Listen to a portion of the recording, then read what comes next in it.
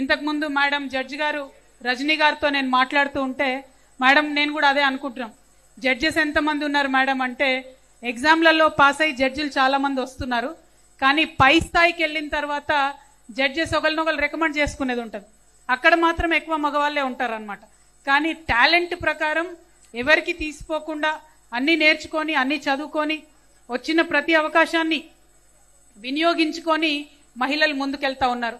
ముఖ్యంగా ఆడపిల్లలు, కాలేజ్కి వెళ్ళే పిల్లలైనా సరే, ఉద్యోగాలు చేసే వాళ్ళైనా సరే, పొద్దున్న లేసి ఇంట్లో అన్ని ఇంటిల్లిపాదికి అన్ని రెడీ చేసుకొని బస్సులు పట్టుకొని పబ్లిక్ ట్రాన్స్పోర్ట్లో ఇబ్బందులు పడ మళ్ళీ వెళ్ళి ఆఫీస్లో పనిచేయడం, లేదా ఇక్కడికి మా చాలా మంది సర్పంచ్లు వచ్చినారు, జెడ్పీటీసీలు వచ్చినారు, మాజీ ఎంపీటీసీలు అందరూ వచ్చినారు. వాళ్ళందరూ కూడా మగవాళ్లతో సరిసమానంగా పోటీపడి పనిచేస్తున్నారు.